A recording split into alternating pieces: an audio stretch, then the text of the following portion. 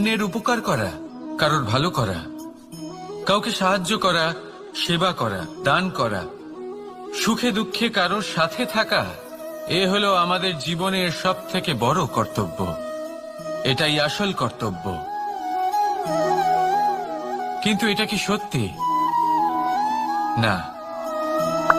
কর্তব্যের জন্য অনেক সময় মানুষকে অনেক অনেক যন্ত্রণা ভোগ করতে হয়।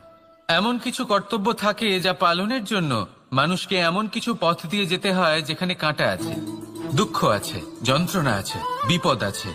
সেটা পার করে তবে ও নিজের কর্তব্যকে পূর্ণ করতে পারে। অন্যের উপকার, ভালো কাজ করা, কাউকে সাহায্য করা, দান করা, সেবা করা, সুখে দুঃখে সঙ্গ দেওয়া, এটা কর্তব্য নয়, এটা হলো আনন্দ। কারণ এতে আপনারই জীবন আরো সুখময় হবে, আপনি আরো সুখ পাবেন, আপনার স্বাস্থ্য আরো ভালো হবে, আপনি জীবনে আরো ভালো ভালো মানুষ পাবেন। আর সব থেকে বেশি যদি এ কিছু বাড়িয়ে তোলে, তাহলে তা হলো প্রেম। তাহলে একে কর্তব্য মনে করবেন না, এ হলো শুধুই সেই পথ যাতে অগ্রসর হয়ে আপনি নিজের জীবন অত্যন্ত সুখময় করে তুলতে পারবেন। তাহলে আপনি এটাই করুন, আর আমার সাথে ভালোবেসে বলুন, রাধা রাধা। আপনি কখনো একটা পর্বতকে দেখে থাকবেন, দিনের বেলায় যদি দেখেন এই পর্বতকে কত সুন্দর দেখতে লাগে।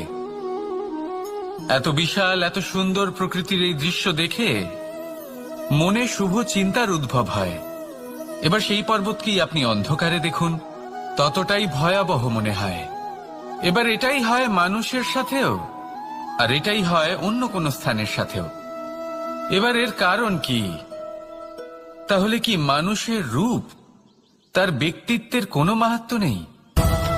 না, এরকম কখনোই নয়। এর সমস্ত কৃতিত্ব পায় প্রকাশ। শুধুমাত্র এই প্রকাশই আপনার গুণকে, আপনার ব্যক্তিত্বকে, আপনার রূপ আরো উজ্জ্বল করে সংসারের সামনে নিয়ে আসে। তাহলে আপনিও অন্ধকার থেকে প্রকাশের পথে অগ্রসর হন, সেই মানুষগুলোর দিকে অগ্রসর হন, সেই দিশায় অগ্রসর হন যা আপনার ভেতরের গুণগুলিকে, আপনার ব্যক্তিত্বকে সংসারের সামনে আনতে পারে। যদি আপনি তা করতে পারেন, তাহলে আপনি জীবনভর সুখী থাকবেন। আসুন আর আমার সাথে ভালোবেসে বলুন, রাধা রাধা। আপনি কখনো সূর্যের আলোকে নিজের হাতের মুঠোর মধ্যে রাখার চেষ্টা করেছেন? আপনি নিশ্চয়ই জানেন যে সেটা সম্ভব নয়। আপনি জলকে কখনো বেঁধে রাখার চেষ্টা করুন, সেটাও সম্ভব নয়। কিন্তু যখন এই সূর্যের প্রকাশ, এই উত্তাপ পৃথিবীতে আসে, তখন ধরিত্রী কি করে? সে সমস্ত বনস্পতির মধ্যে তা ভাগ করে দেয়, তাদের বিকাশের সহায়ক হয়ে ওঠে। আর এই ধরিত্রীকে পুজো করা হয়, একে ধরিত্রী মাতা বলা হয়। সেই রকমই চন্দ্রমা রাত্রে যখন উজ্জ্বল হয়, নিজের আলো বিকশিত করে, তখন পথচারী পথিককে তার পথ দেখায়। সেই জন্য চন্দ্রমাকে দেবতা বলা হয়। ঠিক সেইভাবেই আপনি কখনো এই প্রকৃতিকে বেঁধে রাখার চেষ্টা করবেন না। একে আগলে রাখতে শিখুন, একে ভাগ করে নিতে শিখুন, ঠিক প্রেমেরই মতো। এই প্রেমকে কখনো নিজের হাতের মুঠোয় আবদ্ধ করার চেষ্টা করবেন না, বরং একে মন খুলে ভাগ করে নিতে শিখুন। এটা যদি আপনি শিখে নিতে পারেন, তাহলে নিজেকেও প্রসন্ন রাখতে শিখে যাবেন, অন্যদেরও প্রসন্ন রাখতে শিখে যাবেন। আসুন আর আমার সাথে ভালোবেসে বলুন, রাধা রাধা। দুঃখ কি, ভয় কি, এদের কিছুটা এইভাবে ভাবা যেতে পারে। জীবনে যখনই আপনি কিছু একটা লাভ করবেন, তখন সেটা হারানোর ভয় তার সাথেই চলে আসে। যেমন আপনি যদি ধন অর্জন করেন, ধন হারানোর ভয় তার সাথেই চলে আসে। সম্পত্তি অর্জন করলে সেটা লুট হবার ভয় তার সাথেই চলে আসে। আর এটা জীবনের সাথেও হয়। যেই মুহূর্তে আপনি জন্ম নেন, মৃত্যুর ভয় তার সাথেই চলে আসে। জন্ম না নিলে মৃত্যু কিভাবে হবে? মৃত্যুর ভয় কোথা থেকে আসবে? এবার এই ভয় কি সেটা আপনাকে বুঝিয়ে বলি। এই ভয় যদি মনের মধ্যে থাকে, জীবনে থাকে, তাহলে যা কিছু লাভ করবেন, সুখ, সম্পত্তি, সুবিধা, ধন, এইগুলি লাভ করার একটা আনন্দ থাকে, এদের সাথে জীবনযাপন করার একটা আনন্দ থাকে। এই ভয় সেই আনন্দ আপনার থেকে কেড়ে নেয়। ধরে নিন কাল আপনার মৃত্যু হতে চলেছে।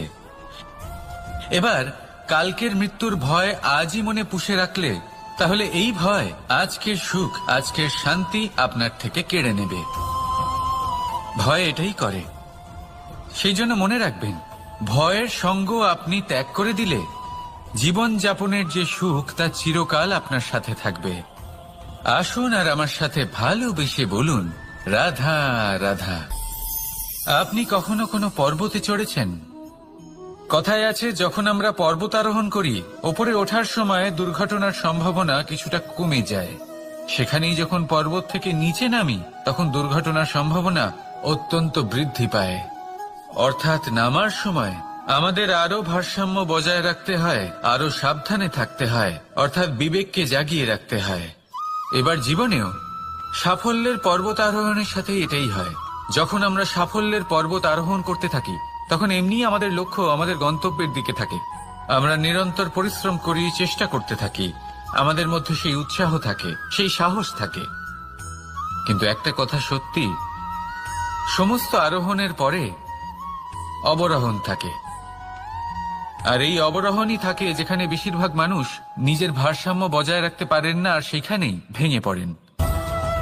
তাই জীবনে যদি সাফল্যের শিখরে পৌঁছতে চান, তাহলে আপনাকে নিরন্তর প্রয়াস করতে হবে, সংঘর্ষ করতে হবে, পরিশ্রম করতে হবে, আর নিজের লক্ষ্যের দিকে একাগ্রতা কেন্দ্রীভূত করতে হবে। তাহলে আপনি নিজের লক্ষ্য অবশ্যই পাবেন। কিন্তু যখন অবরোহণের সময় আসবে, যা নিশ্চিত রূপে আসবেই, তখন আপনাকে সংঘর্ষ করতেই হবে, ধৈর্য ধরতেই হবে, সাবধানে থাকতেই হবে, ভারসাম্য বজায় রাখতেই হবে। এটা হলো অত্যন্ত আবশ্যক, কারণ পরবর্তী সাফল্যের শিখরে আপনাকে পৌঁছতেই হবে, আর তার জন্য আপনাকে সুরক্ষিতভাবে অবরোহণ করতেই হবে। ঠিক কিনা? আসুন আর আমার সাথে ভালোবেসে বলুন, রাধা রাধা। প্রসন্নতা এমন এক অনুভূতি যা আমরা সকলে পেতে চাই। এবার এটা ভেবে দেখুন যে আমরা আমাদের প্রসন্নতার জন্য অন্য কাউকে দায়ী কেন করি। আজও এরকম কিছু করেছে, ওর জন্য আমি দুঃখী হয়ে আছি। আজও এমন কিছু করলো যার ফলে আমার মন প্রসন্ন হয়ে উঠল। না, আপনাকে স্পষ্ট করে একটা কথা বলে দিই, আপনার প্রসন্নতা না শুধু আপনার নির্বাচন, না শুধু আপনার হাতে রয়েছে, বরং আপনি নিজের প্রসন্নতাকে নিজেই আকৃষ্ট করেন। এই ফুলগুলিকে দেখুন, এই ফুল এর সুগন্ধ ছড়ায়, আর এই ফুল নিজের দিকে কীট পতঙ্গদের আকৃষ্ট করে। এবার দেখুন, কীট পতঙ্গ কাদের আকৃষ্ট করে? গিরগিটি বা ব্যাঙ, এরকম কিছু প্রাণীদের।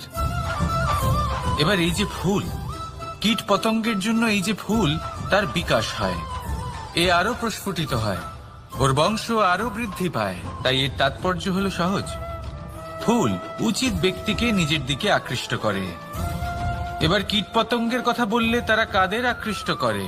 তাদেরই, যারা তাদেরই শিকার করবে, খাদ্যরূপে গ্রহণ করবে। এবার কাকে আপনি নিজের দিকে আকৃষ্ট করতে চান, তার নির্বাচন আপনারই। আপনি কি প্রসন্নতাকে নিজের দিকে আকৃষ্ট করতে চান, নাকি অপ্রসন্নতাকে করতে চান, তার নির্বাচন আপনারই।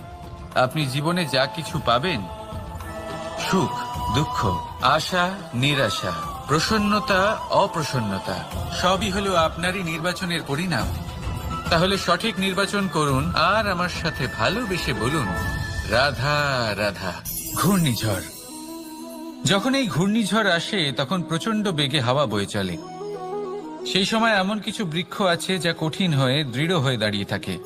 সেই গাছ যা 10 বছর ধরে বা সহস্র বছর ধরে দাঁড়িয়ে থাকে, তাদেরকে আপনি খুব সহজে নাড়াতে পারবেন না। কিন্তু ঘূর্ণিঝড়, এর প্রভাব এতটাই তীব্র হয়, এর হাওয়াতে এতটাই প্রবল শক্তি থাকে যে এই বৃক্ষগুলিকে উচ্ছেদ করে, সেই বৃক্ষ নষ্ট হয়ে যায়। এবার এমন কিছু বৃক্ষ থাকে যাদের কাণ্ড নমনীয় হয়, খুবই নরম হয়। সেই জন্য যখন জোরে বাতাস বয়, কোনো ঘূর্ণিঝড় আসে, তখন এই বৃক্ষগুলি ঝুঁকে যায়। আর যখন এই ঘূর্ণিঝড় চলে যায়, শান্ত হয়ে যায়, তখন ওরা আবার দাঁড়িয়ে পড়ে। এবার এটাকে আপনি কি বলবেন? কি বুঝবেন আপনি? সুযোগ সন্ধানী? না, বরং এটাই হলো প্রকৃত আদর্শ। যখন আপনার সামনে এমন কেউ থাকেন যিনি আপনার থেকে অনেক শক্তিশালী, তখন তাকে সম্মান করা আপনাকে শিখতেই হবে। তাই মনে রাখবেন, এই সংসারে যখনই দুই শক্তির একে অপরের সাথে সংঘর্ষ হয়, শুধুই বিনাশ হয়। কিন্তু যখন শক্তির সাথে আসক্তি মিলিত হয়, সেখানে সুরক্ষা থাকে, সেখানেই কিছু নির্মাণ হয়। তাই আসুন আর আমার সাথে ভালোবেসে বলুন, রাধা রাধা। ভয়, আমরা ভয়ের বিষয়ে অনেক কথা বলি, ভয়ের থেকে সবসময় দূরে পালাই। কখনো ভেবে দেখেছেন আমরা এই ভয়ের সদ্ব্যবহারও কি করতে পারি না? নিশ্চিত রূপে করতেই পারি। এমন কোনো অক্ষর নেই যার দ্বারা কোনো মন্ত্র হয় না। তাই নিশ্চিত রূপে এই ভয়েরও সদ্ব্যবহার আমরা করতেই পারি। নির্ভর করছে আপনার দৃষ্টিভঙ্গির ওপর, আপনার প্রতিক্রিয়ার ওপর। ভয় যখন সামনে আসে, দুটো পথ থাকে। প্রথমটা হলো ভয়ভীত হয়ে চুপচাপ পালিয়ে যাওয়া, আর দ্বিতীয় পথ সেই ভয়ের সম্মুখীন হওয়া। সেই ভয়ে ডুবে গিয়ে দেখুন এমন কি আছে যা আপনাকে পিছনে টেনে রাখছে। নিজের সাহসকে জাগিয়ে তুলুন, নিজেকে আরো শক্তিশালী বানিয়ে তুলুন, নিজেকে আরো শ্রেষ্ঠ বানিয়ে তুলুন, আর আপনার সামনে যা আছে সব প্রাপ্ত করে নিন। সেই ভয়, আপনি তার থেকে পালিয়ে যেতে চান নাকি তার সম্মুখীন হয়ে নিজেকে আরো শ্রেষ্ঠ বানাতে চান? সেই চয়ন আপনারই, প্রতিক্রিয়া আপনারই, দৃষ্টিভঙ্গি আপনারই। আসুন আর আমার সাথে ভালোবেসে বলুন, রাধা রাধা। কখনো কোনো বনে আপনি আগুন লাগতে দেখেছেন? এমন ভয়ানক আগুন লাগতে পারে সমস্ত বন জ্বালিয়ে দিতে পারে। সেখানে যে বনস্পতি পাওয়া যায়, সেখান থেকে যে ঔষধি পাওয়া যায়, সবকিছু নষ্ট হয়ে যায়। যে পশু পাখি পাওয়া যায়, বেশিরভাগই নিজের প্রাণ হারিয়ে ফেলে, আর যারা বাকি থাকেন তারা নির্বাসিত হন। কিন্তু কখনো ভেবে দেখেছেন এই বনে আগুন লাগে কি করে? ছোট ছোট শুকনো পাতার কারণে, শুকনো ডালের কারণে, সেগুলো যেগুলো কখনো গাছের অংশ ছিল। সবসময় মনে রাখবেন, গাছ আমরা কুড়ুল দিয়ে কেটে থাকি, কিন্তু গাছ কখনো কুড়ুলের ডগা দিয়ে কাটা যায় না। বরং এই যে হাতলটা আছে, তাতে যে শক্তি লুকিয়ে রয়েছে, এই শক্তির দ্বারা গাছ কাটা হয়। এবার বলুন, এই যে হাতল, এ কি দিয়ে তৈরি হয়? স্বয়ং গাছের দ্বারাই। এর থেকে আপনি কি শিক্ষা পেলেন? যদি কেউ আপনজন হন, যে আপনার কোনো দরকারে লাগছেন, সেই কারণে তাকে নিজের থেকে দূরে করবেন না। যদি তার সাহায্যের প্রয়োজন হয়, তাহলে তাকে সাহায্য করুন। যদি তার সঙ্গের প্রয়োজন হয়, তাহলে তাকে সঙ্গ দিন। নিঃস্বার্থভাবে আপনজনদের বিকাশের পথে নিয়ে যান। নিজের স্বার্থ অনুসারে আপনজনদের নিজের জীবনে রাখবেন না। আসুন আর আমার সাথে ভালোবেসে বলুন, রাধা রাধা। জীবনে লক্ষ্য লাভ কি করে করতে হয়? কেউ বলবে বন্ধুদের সাহায্যে, কেউ বলবে প্রেমের সাহায্যে, কেউ বলবে নিরন্তর চেষ্টা করলে, কেউ বলবেন পরিশ্রম করলে, কেউ বলবেন ঈশ্বরের আশীর্বাদে, ইত্যাদি ইত্যাদি। আমি আপনাকে বুঝিয়ে বলি, এই যেমন ত্রিলোক আছে, অর্থাৎ 3 লোক আছে, যাকে সঞ্চালন করে ত্রিদেব বা 3 জন দেবতা। সেইভাবে নিজের লক্ষ্যে পৌঁছানোর জন্য 3টি ভাবের প্রয়োজন পড়ে। প্রথম ভাব হলো স্বপ্ন দেখা। আপনি যদি স্বপ্ন দেখতে শুরু না করেন, তাহলে সেখানে পৌঁছতেই পারবেন না। তারপর আপনাকে দৃঢ় সংকল্প নিয়ে সেই পথ যেমনই হোক তাতে চলতে হবে। এ হলো দ্বিতীয় ভাব, দৃঢ় সংকল্প। আর তৃতীয় ভাব হলো সেই লক্ষ্যের যাত্রা পূর্ণ করার জন্য প্রতিবদ্ধ হওয়া। তাই যদি আপনি স্বপ্ন দেখতে পারেন, দৃঢ় সংকল্প দ্বারা পথ যতই কঠিন হোক না কেন তাতে চলতে পারেন, আর সেই লক্ষ্য লাভের যাত্রা পূর্ণ করার জন্য প্রতিবদ্ধ হতে পারেন, তাহলে আপনি নিশ্চিত রূপে আপনার লক্ষ্য লাভ করতে পারবেন। তাই আপনি এটাই করুন, আর আমার সাথে ভালোবেসে বলুন, রাধা রাধা। কথায় আছে যে জীবনে কিছু শুরু করার আগে স্বপ্ন দেখা অত্যন্ত গুরুত্বপূর্ণ, আর এটা 100% সত্যিও। কিন্তু কিছু মানুষ স্বপ্ন দেখা শুরু না হয় করে দেন, কিন্তু তারপর থামেনি না। স্বপ্ন দেখতেই থাকেন, তারা ভাবতেই থাকেন, কর্ম করেন না। এমন সময় আপনাকে নিজেকে জাগিয়ে তুলতে হবে, নিজেকে বলতে হবে যে এবার উঠে কর্ম করার সময় এসে গেছে। কারণ আপনারা যদি অত্যাধিক বিচার করতে থাকেন, স্বপ্ন দেখতে থাকেন, তাহলে উঠে কিছুই করতে পারবেন না। আপনি শুধু একটা কাজ করুন, উঠে কর্ম করা আরম্ভ করে দিন। তারপর ভেবেচিন্তে ধীরে ধীরে নিজের কর্মকে দিশাও দিন আর তাকে উচিত গতিও দিন। কারণ এটাই হলো সাফল্যের মূল মন্ত্র। না শুধু কর্ম করুন না ভাবনা চিন্তা করে, আর না শুধু ভাবুন কর্ম না করে। সাফল্যের মূল মন্ত্র হলো এর ভারসাম্যে। তাহলে এটাই করুন, সাফল্যকে লাভ করুন, আর আমার সাথে ভালোবেসে বলুন রাধা রাধা। সূর্যের মনে হয় যে তার থেকে বেশি তেজস্বী আর উজ্জ্বল কেউ নেই, তাই তার এই অহংকার ভঙ্গ করার জন্য মেঘ চলে আসে। তারপর এই মেঘের অহংকার বেড়ে যায় যে তার থেকে বেশি ঘন আর কেউ নেই। তারপরে বাতাসের একটা প্রবল দমক আসে আর মেঘেদের ছিন্ন ভিন্ন করে দিয়ে চলে যায়। তখন বায়ুর অহংকার বেড়ে যায়, আরো ভাবে যে তার থেকে বেশি শক্তিশালী আর কেউ নেই। এই দমকা বাতাস যখন বিশাল এক পর্বতের সাথে ধাক্কা খায়, তখন সেই বাতাসের অহংকারও চূর্ণ বিচূর্ণ হয়ে যায়। তারপরে পর্বত ভাবে যে তার থেকে বেশি ধীর আর শক্তিশালী আর কেউ নেই। তখন পৃথিবীতে ভূমিকম্প হয় আর সেই বিশাল পর্বত চূর্ণ বিচূর্ণ হয়ে যায়, তারও অহংকার ভেঙে যায়। এবার ধরিত্রীর অহংকার হতে থাকে। ধরিত্রী বলে যে আমার উপর সবকিছু টিকে রয়েছে, আমার থেকে বেশি শক্তিশালী আর কেউ নেই। একটা ছোট্ট ইঁদুর আসে, মাটিতে গর্ত করে আর মাটি ধসিয়ে দেয়। ধরিত্রীর অহংকার ভেঙে যায়। এর তাৎপর্য হলো সরল, এই সংসারে অহংকার কখনো স্থির থাকে না, এই অহংকার ভাঙবেই। এটা হলো সাংসারিক চক্র। আমাদের নিজেদের জীবনে কর্তব্য পালন করতে হবে, কর্ম করতে হবে, কিন্তু অহংকার নয়। যে ব্যক্তি এটা বুঝতে সক্ষম হন তাকে জ্ঞানী বলা হয়, আর যে মানুষ এটা বুঝতে পারেন না তিনি সারা জীবন শোধ প্রতিশোধ মান অভিমানের এই চক্রে আটকা পড়েন। এবার আপনি কি এই চক্রে আটকে থাকতে চান, নাকি জ্ঞানী হয়ে উঠতে চান? সেই চয়ন আপনারই। আসুন আর আমার সাথে ভালোবেসে বলুন রাধা রাধা। কোন যোদ্ধা জন্ম থেকে যোদ্ধা হন না, তিনি যোদ্ধা হবেন কিনা চয়ন করেন। তিনি যোদ্ধা হবেন বলে তখনই স্থির করেন যখন তিনি পিছু হটবেন না বলে দৃঢ় প্রতিজ্ঞ হন। যদি ওনার সামনে অশুভ কিছু হয়, তার বিরোধিতা করতে দৃঢ় প্রতিজ্ঞ হন, তবেই তিনি যোদ্ধা হতে পারেন। কেউই যোদ্ধা হয়ে এই পৃথিবীতে জন্মগ্রহণ করেন না। আপনি কি হতে চান?